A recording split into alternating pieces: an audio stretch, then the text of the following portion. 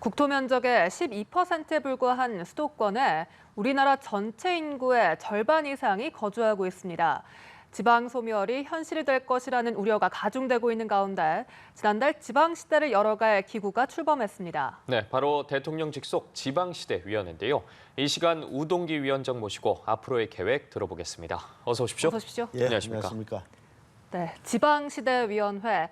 시청자분들 중에선 잘 모르는 분들도 많을 것 같습니다. 그러시겠죠. 소개를 해주시죠. 예, 그동안 우리나라가 지방자치제를 시행을 하면서 지방자치를 더 발전시키기 위해서 자치분권위원회라는 대통령 직속 기구가 있었고요. 예. 또 한편으로는 우리나라가 산업화 또 경제성장 단계를 거치면서 수도권에 너무 많이 집중되어 있는 산업과 경제활동을 전국으로 균형 발전을 시키기 위한 국가균형발전위원회라는 조직이 있었습니다.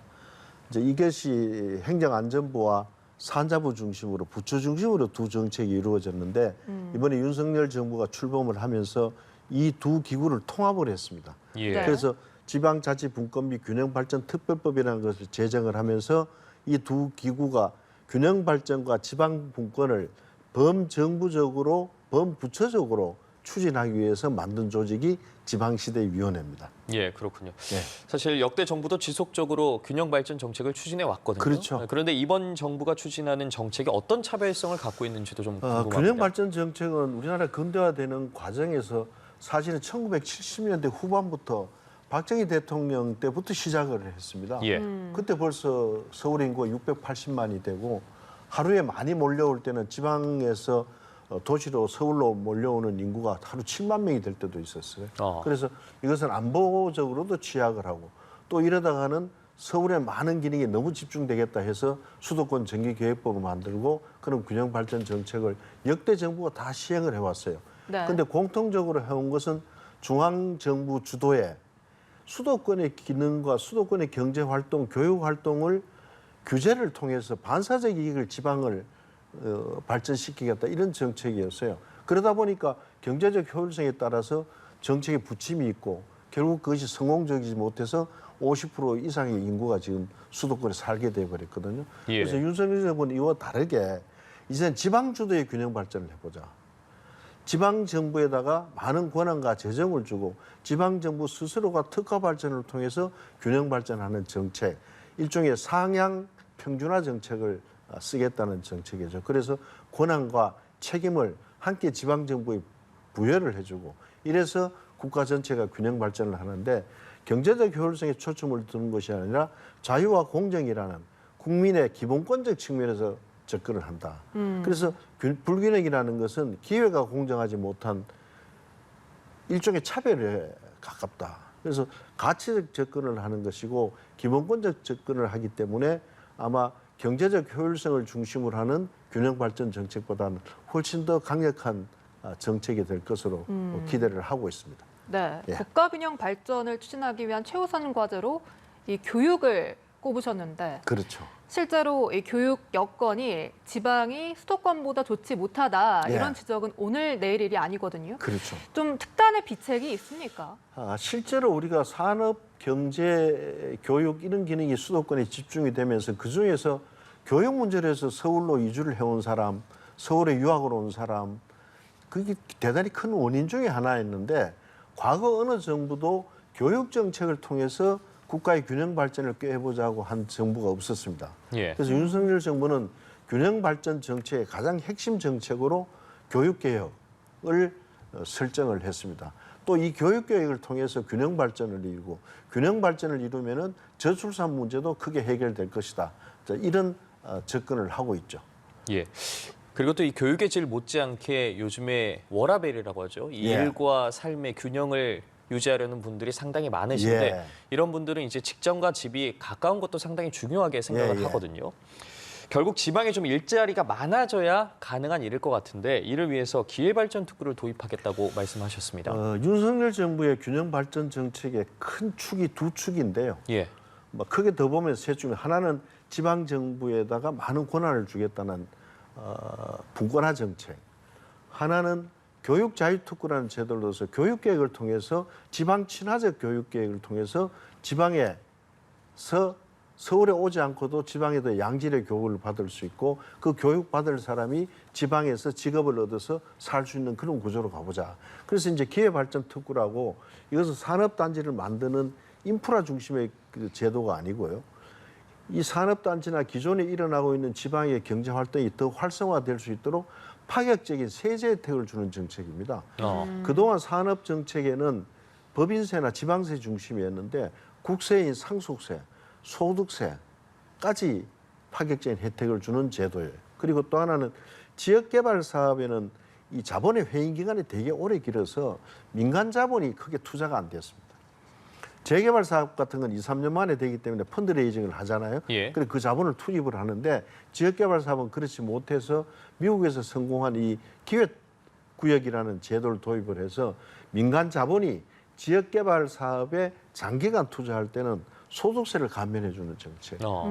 또 수도권에서 이전해가지고 지방으로 가는 기업에 대해서는 가압 승계 상속제도 상속세를 유보시키거나 감면해주는 그런 대폭적인 정책도 따르고요. 또 지방에서 일자리를 얻는 사람에게는 소득세를 감면해주는 이런 제도를 통해서 지방의 정주 여건을 마련하고 지방의 워라밸을 도시보다가 더 높게 가면은 도시에서 지방으로 이주도 할 수 있을 것이고 또 도시에서 지친 삶을 사는 사람들이 농촌에서 휴식을 취하고 농촌의 체험을 통해서 생활 인구가 늘어남으로 해서 도시와 농촌이 상생 발전할 수 있는 수도권과 비수도권이 상생 발전할 수 있는 그런 계기를 마련해 줄 것이다. 그래서 접근 방법이 과거 정부하고 다른 것이 이러한 내용들입니다. 네. 그런데 최근 농막 규제 법안 예. 이슈가 되고 있습니다. 그러니까 현재 주택 정책에 따르면 예. 수도권에서 지방에 살려면 아예 정착을 해야 된다 이런 거여서 예. 좀 이 도시 사람들에게는 섣불리 용기가 나지 않는 것도 사실이고요. 예. 좀 이에 대해서 어떤 생각이십니까? 그래서 농막이 실제로는 농막이라는 것은 사람 살기 위해서 한 것이 아니고 농기계를 두거나 잠시 농업을 하다가 휴식을 하는 건데 이게 지방 정부에 따라 달라져서 실제로 거주용으로 쓰는 일이 많아졌어요. 네. 그러다 보니까 규제를 하려고 하니까 이제 타이밍을 놓쳐버려서 지금 보류를 하고 있는데 이런 접근이 아니라 아까 말씀 농막은 농막의 제 기능을 하게 하고 그래서 작은 돈이나 작은 이 중산층도 농촌에 별장이 아니면 지을 수가 없는데 예를 들어 7평이나 10평짜리 오두막 같은 그러한 걸 가지고 농촌 체험도 되고 5도 2촌이나 4도 3촌에 이런 생활을 즐길 수 있는 그런 방안을 우리가 지금 강구를 하고 있습니다. 네. 그래서 농림부하고 국토부하고 건설부하고 협의를 해서 이 농막과 같은 기능을 농막은 제 기능을 가져가야 될 것이고 또 그러한 규제를 통해서 큰 집을 많은 돈을 가지고 농촌에서 사는 것이 아니라 1가구 2주택에도 면제를 시켜주고 예. 그래서 그러한 것을 해서 도시민들이 또 젊은 분들이 자기 소유권을 가지면서 그런 워라밸의 생활을 비수도권에서 즐길 수 있고 또 체험할 수 있고 휴식을 취할 수 있는 또 그걸 통해서 귀촌할 수도 있잖아요. 예. 네, 그런 계기를 마련해주는 지금 작업을 하고 있습니다. 아, 그렇군요. 그거 자, 앞으로 기대를 예. 걸만합니다. 예, 기대해 보도록 하겠습니다.